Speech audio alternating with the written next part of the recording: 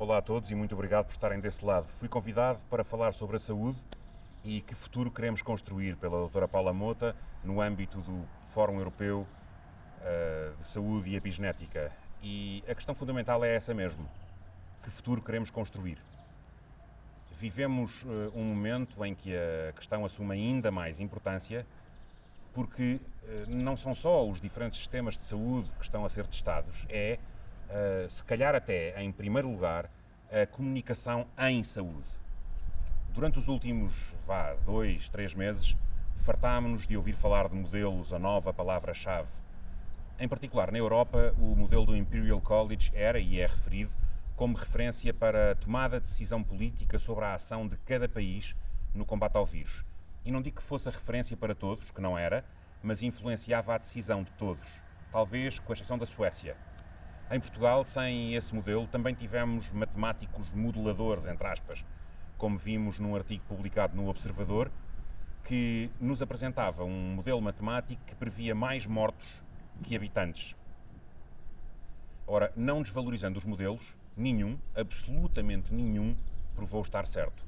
Há dias, numa entrevista, um virologista sueco colocou uma pergunta interessante. E a pergunta era: qual é que foi o modelo que previu que o vírus se propagaria a partir de Itália? Definitivamente, estas premissas baralham qualquer pessoa.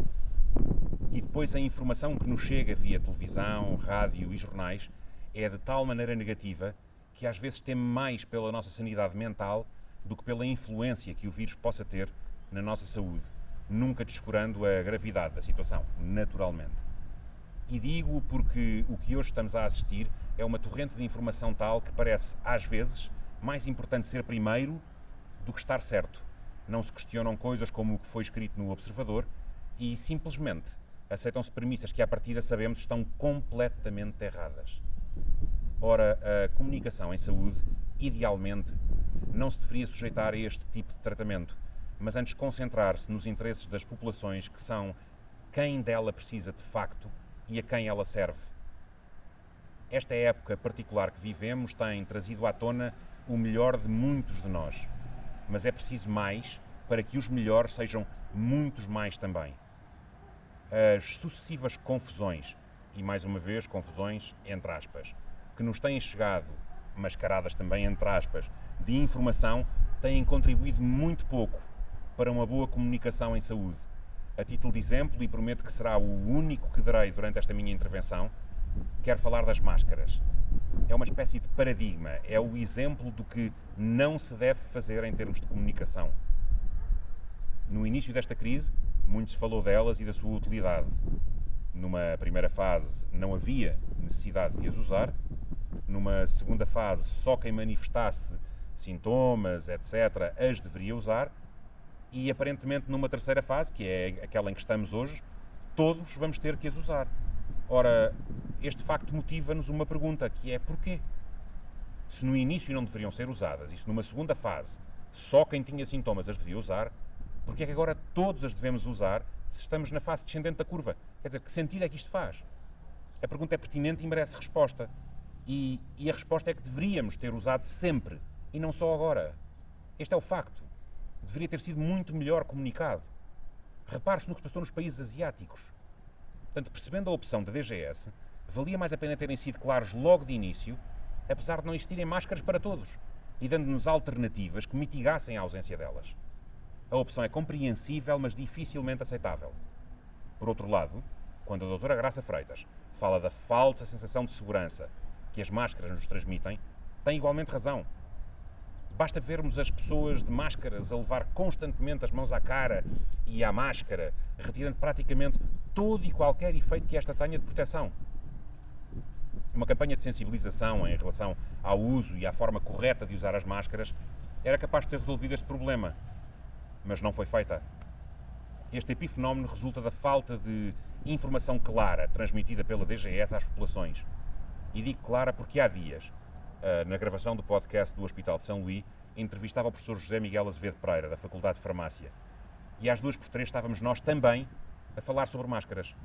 O que o professor José Miguel disse nessa entrevista foi que a DGS tem que ser clara na abordagem ao problema e não recomendar, mas obrigar ao uso de máscaras.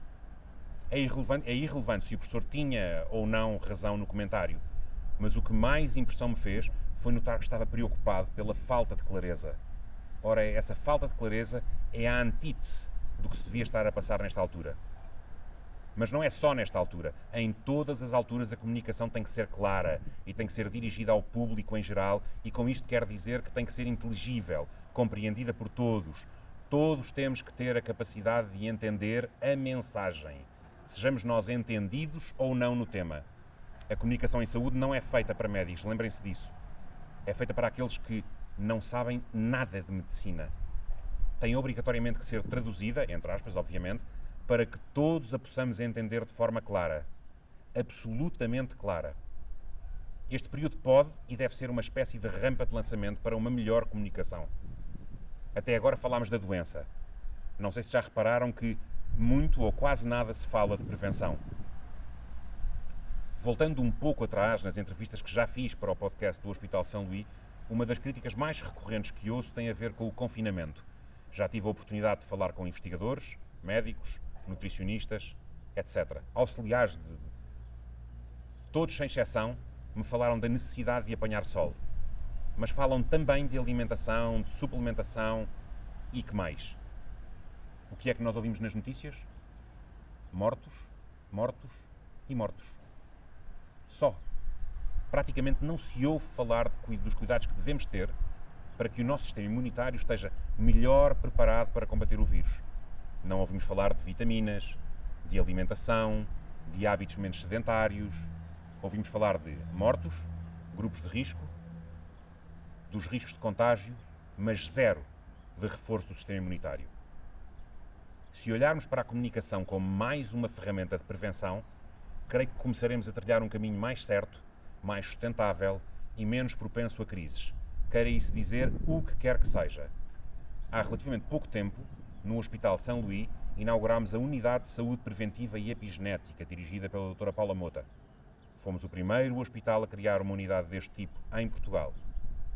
A filosofia, associada a mais de 150 anos de vida, é a de estar ao serviço da vida, e este nosso lema adequa-se também ao combate à doença através da prevenção.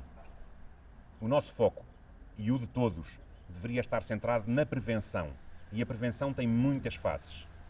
Mas algumas das mais importantes são a alimentação, o exercício físico, o combate ao sedentarismo, por aí adiante. Por alguma razão, temos um ditado que diz que somos aquilo que comemos. E somos, de facto. Não haja dúvida disso. Este fórum é uma chamada de atenção. É assim que o vejo. Principalmente para quem comunica em saúde. Com todos os condicionalismos associados ao momento, parece ironia do destino ter surgido numa época destas. Temos a oportunidade de detectar erros e de os corrigir. Todos.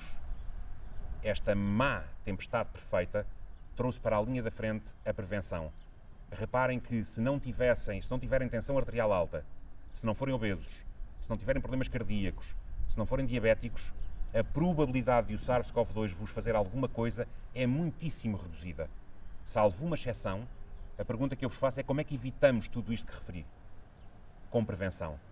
Creio que esta é uma chave para um futuro mais saudável e para uma comunicação mais séria e saudável também.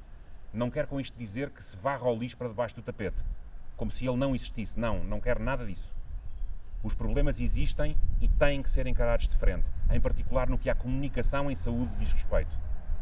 Mas se não formos nós a dar às pessoas a oportunidade de abordarem este e outro tipo de problemas de forma distinta e melhor preparados, quem é que o fará?